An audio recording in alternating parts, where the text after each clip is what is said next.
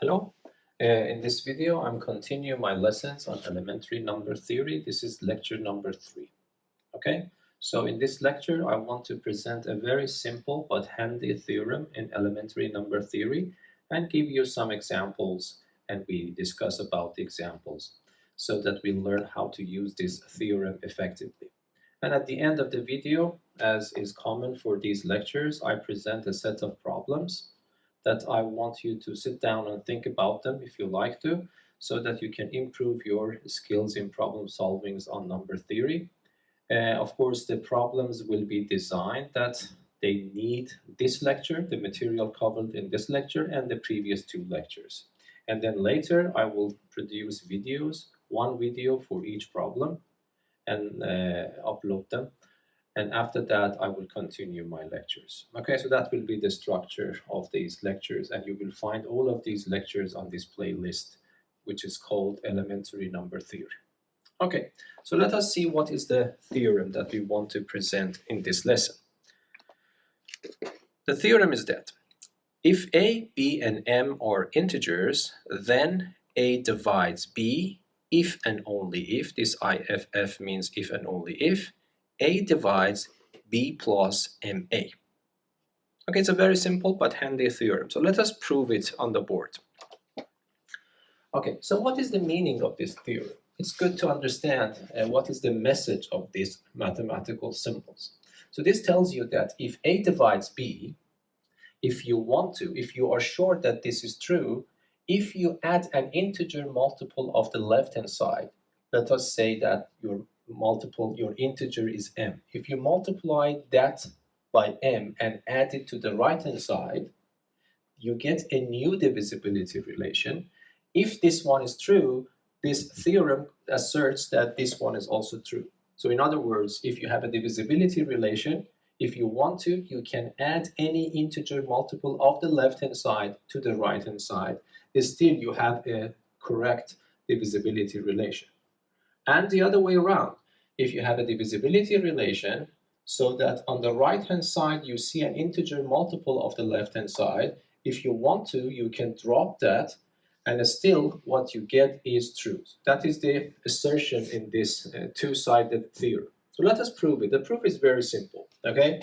So let us start from here. I assume that one because whenever you see if and only if, you in principle have to prove it in 2 different ways, yes? First, you assume this is true, you prove this one is true, and then once more, you assume this is true, you have to prove this one is also true. Okay, so let us see how we can do that. So when you tell me A divides B, according to the definition, it means there exists a Q in Z, there exists an integer Q such that the number on the right is equal to the number on the left multiplied by that Q. Okay, that is the definition of divisibility. And now I want to prove this. So I see that I have the combination of B plus MA in what I want to prove. This motivates me to add MA to both sides of this equality. So what happens, this means that B plus MA becomes equal to AQ plus MA. Okay, so B plus MA is now equal to, on the right-hand side, I can factor an A out. This becomes Q plus M. Okay, so Q is an integer. M is also an integer. It was given in the theorem itself. So this means that this sum is an integer. So let me give it a name, capital Q. What is important is that this capital Q belongs to Z again. So look, what is happening now? B plus MA is equal to A times Q. So this means that number A multiplied by an integer is equal to this number. That means again, A divides B plus MA. Okay, and then we are done. So that was very simple, okay? Okay, the other way around is also true. The other way around means that this time you know that A plus B, you know that A divides B plus MA. So we want to prove that A divides B. Okay, so this means that there exists, let me say T, in Z such that the number on the right, B plus MA, is equal to the number on the left, a, times that integer t. But then I want to know something between a and b, so this motivates me to move a to the other side. So this b becomes equal to, when I move it to the other side, a is in common, I factor m out, so it becomes t minus m. But that's the same story. T is an integer, m is an integer, the difference is an integer, so let me call it capital T. Then it means that b is equal to a times capital T. This means that a multiplied by an integer is b, so this means that a divides b as well. So that is very simple. So the proof is simple, but let me provide you some examples that you can see that this theorem can be in principle useful. Okay, example. Let a and b be integers such that 13 divides a plus 3b. Show that 13 also divides 9a plus b. Okay, so here we know that 13 divides this combination. We want to prove that 13 also divides this combination. Okay, what does it mean? It means, for example, if I choose, I don't know, a to be 4, for example, and b to be 3, then what happens on the left-hand side, I will have 4 plus 3 times 3, 9, 13. 13 divides 13 is true. But then if I replace a with 4 here, it becomes 36, and then plus 3 is 39. And you see that 39 is again divisible by 13. We want to prove that this is not a coincidence. For any pair of numbers, or any pair of integers, a and b, if this is true, this is also guaranteed. We want to prove this. Of course, you can start from scratch all the time, use the definition of divisibility, but my point in these lectures is to prepare you for being able to think faster for these elementary calculations. So I want you to, as much as you can, repeat the theorems that we have learned so far. So here, I will start from here. And I ask myself, okay, my goal is to make this combination. So this motivates me to multiply by 9. Okay, so if you remember from the previous lecture, we know that if I want to, I can multiply both sides by 9. If I want to multiply one side by 9, that is also possible provided that that side is the right-hand side. I'm not allowed to only multiply the left-hand side. Okay, so of course, I will not choose to multiply both sides by 9 because then I will change this 13 to some other number, but still I want to keep 13. Okay, this is the way that you need to think to minimize the number of trials and errors, because sometimes trial and errors are inevitable. Okay, so I see this 9 there. This motivates me to multiply by 9, but I will not multiply the left-hand side by 9 because I want to keep 13 as it is. So what happens? This is valid. Yes, I multiplied the right-hand side by 9. This is also a theorem because we learned that if a divides b, if I want to, I can multiply only the right-hand side by any integer m. This is one of the theorems we learned in the previous lecture. So I multiply this by 9. So then what happens? This becomes 9a as I want to, but unfortunately this becomes 27b. Okay?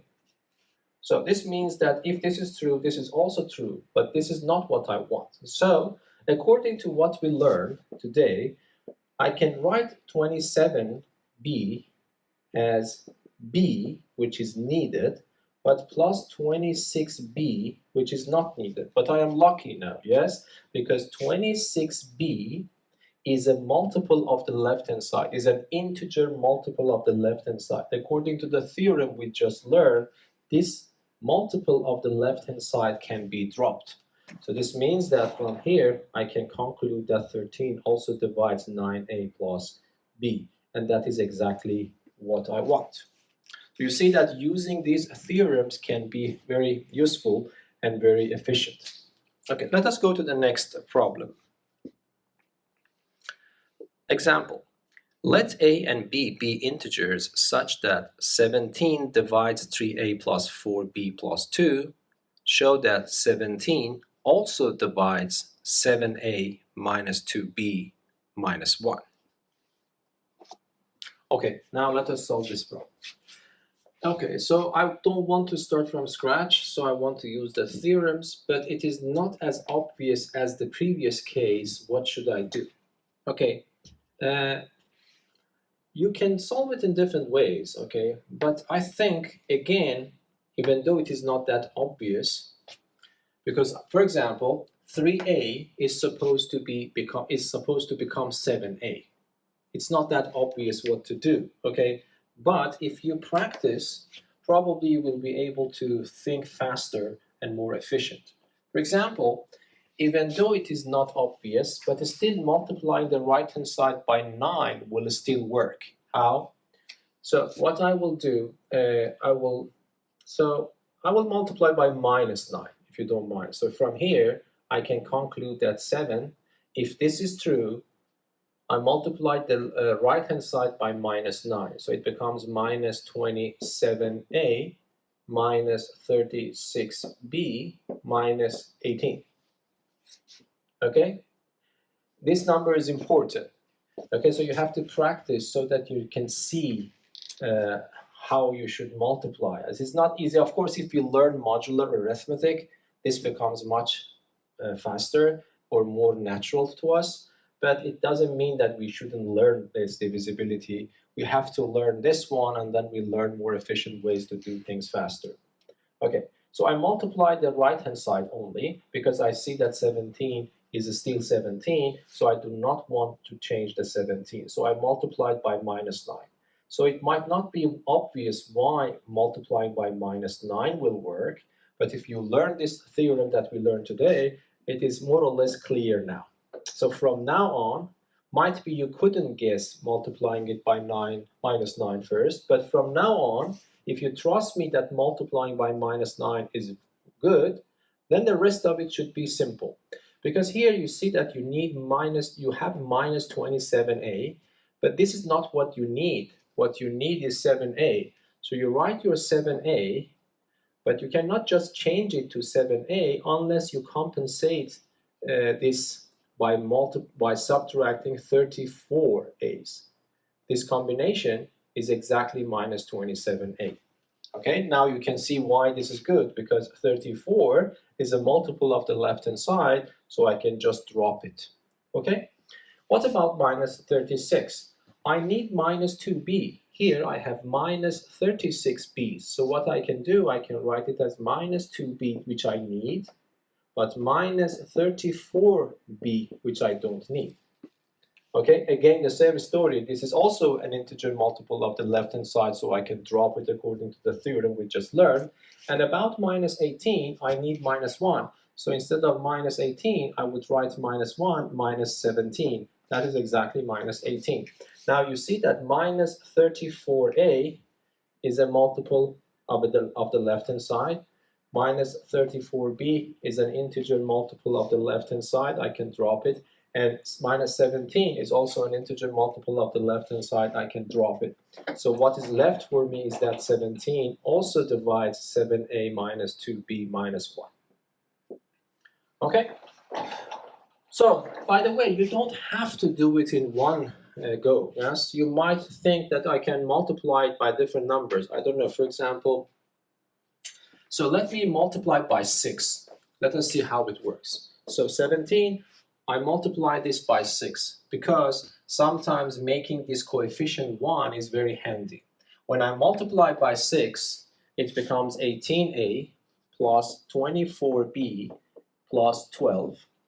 Okay, but 18 can be written as 17 plus 1. So this means that I can write it as a plus 17a. Let me copy and paste the rest for the time being. Yes. But this 17a can be dropped because that's an integer multiple of that. So it becomes 17a plus 24b plus 12. Okay. Of course, if you want, you can simplify 24 as well. So, but I'm not sure if it is useful or not at this level. But the point is that I was able to make this coefficient equal to 1 by multiplying it by 6. But now I know what I need. I need to have 7. Okay, so that is easy now. I can multiply by 7 again. So this becomes 17. This becomes 7a. plus, I have to multiply this by 7. So this is 140, 168, and then b, and then if I multiply that by 7, it's 84. Okay, I'm not saying that I'm doing it in the most efficient way now. Probably the most efficient way was multiplying by -9, but I'm just teaching you another way that if you can somehow make one of those coefficients equal to 1 by multiplying by an appropriate number, even though it might be lengthier, but it becomes more or less automatic, because when I have this 1 and I want to make it 7, it is obvious that I multiply by 7. Okay, at least 17 is the 17 that I need, 7a is the 7a that I need. I have to get rid of the rest. And the rest should be probably simple. So I would write it as 7a. What I need minus 2b, but this is 168 b's. So I would write it minus 2b, but to compensate that, I have to add 170 b's to this so that I go back to 168. And what about 84? I need minus 1. So I would write minus 1, but I need 85 to compensate for that change, yes? But then you see that this is an integer multiple of the left-hand side, so I can drop it. That is also an integer multiple of, so it's 5 times 17, so I can drop it. And again, I have my solution. I have my proof, yes? Okay, so this is also completely valid. So we learned one technique. If you can find the optimal way, of course, do it. But if you couldn't find the optimal way, one way to think about is to think only about one of these variables and ask yourself, what is the appropriate number that I have to multiply to make this one, the coefficient of this variable 1? So this means that is not hard, because you ask yourself, what are the numbers that are multiple of 17, one more? So the multiples of 17 are 17, 34, 51, etc. And if I add 1 to them, it becomes what? It becomes 18, 35, I don't know, 52, etc. Okay? And then I can see that, oh, if I multiply this by 6, it becomes 18, and 18 differs by 17 by 1 unit. That is the way that you will learn to think when we are dealing with, when I'm teaching you the modular arithmetic calculation. So it will not be that hard. It becomes very natural if you learn that. But I just want intentionally you also learn how to cope with these problems at this level, okay? Let us go to the next problem. Okay. Let x and y be integers such that x squared minus y squared divides x. Show that x plus y also divides y. Okay. So what we can do, you see that here you have this combination, but you need to have this combination. One difference is that instead of having x squared minus y squared, you have x plus y. Another problem is that on the right-hand side here you have x, but you have here y. Okay. So at least the connection between this combination and that combination, let me see if I'm recording properly, is if this combination, the relation between this combination and this one is very simple. So I start from here and I factorize it using the conjugate rule. So it becomes x minus y times x plus y divides x. In other words, a number is divisible by a product. So this means that this number is divisible by this one and that one. If you want to, you can conclude that x minus y divides x. If you want to, you can conclude that x plus y divides x. Both of them are correct. But I think probably we will need this one.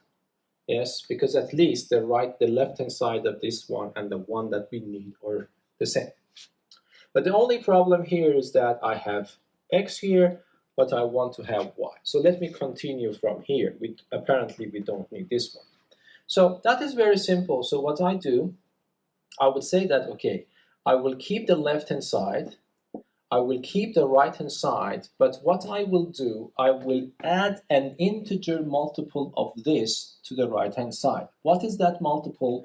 Minus 1 times x plus y. Yes?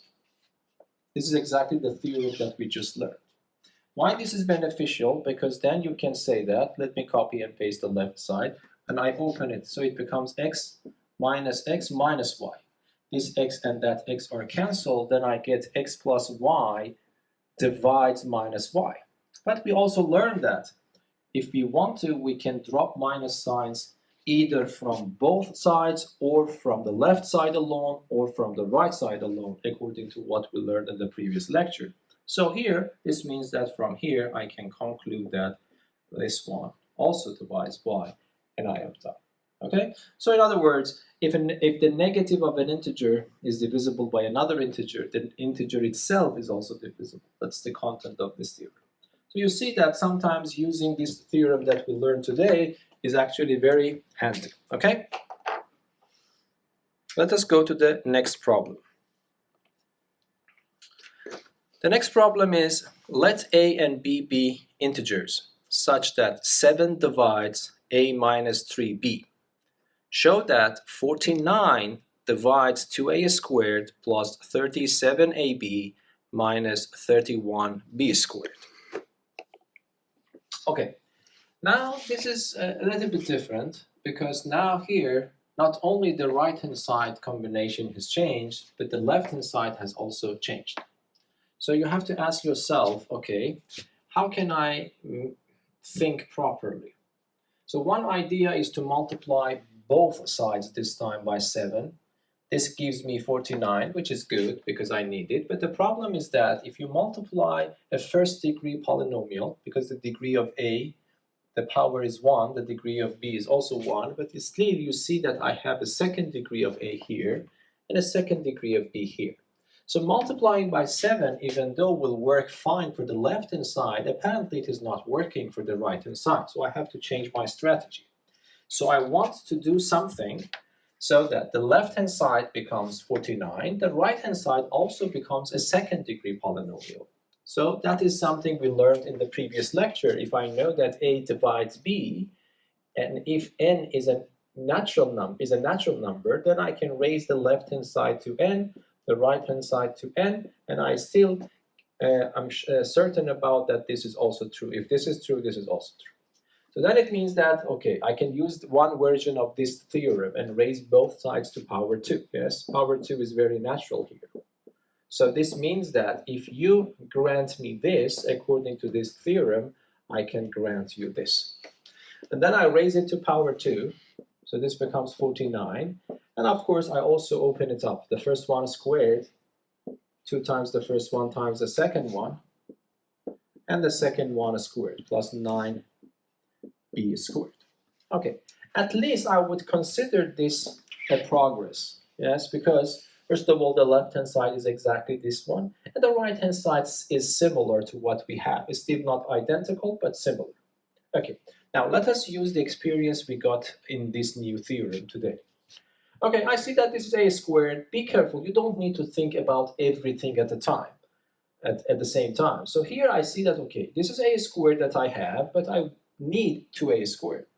Okay, this is a trial and error. Okay, so I multiply by 2, but not the left-hand side, even though I can multiply the left-hand side and the right-hand side simultaneously, but that is not a wise decision because then I would change 49. I'm not supposed to change 49 because I need it. So this means that I just keep 49 and I use that version of the theorem that allows me to multiply only the right-hand side by 2.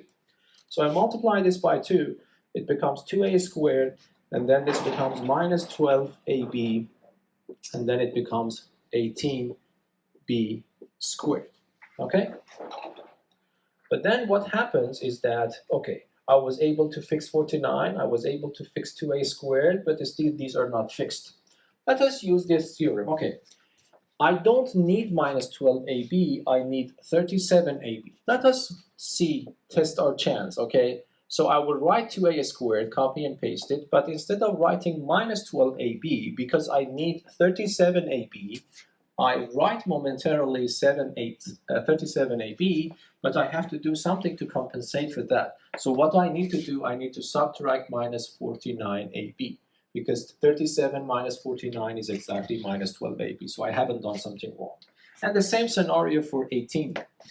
Instead of 18b squared, I need this. So let us momentarily write that, and then to see what can I do to compensate for this change. Okay. I wrote minus 31, but I need plus 18. So what I have to do, I have to add 49b squared to compensate for that change. Now immediately becomes clear what is the problem, yes? So minus 49ab is an integer multiple of the left-hand side. If I want to, I can drop it. And 49b squared is also an integer multiple of the left-hand side. I can drop it if I want to. And then what is left for me is 49 on the left. And then I have 2a squared plus 37ab and minus 31b squared. Okay, so this is the one way at least to prove this divisibility relation if this is granted. Okay, okay. Now on the next slide, I will show you the problems that you are supposed to work on based on this lecture and the previous lectures.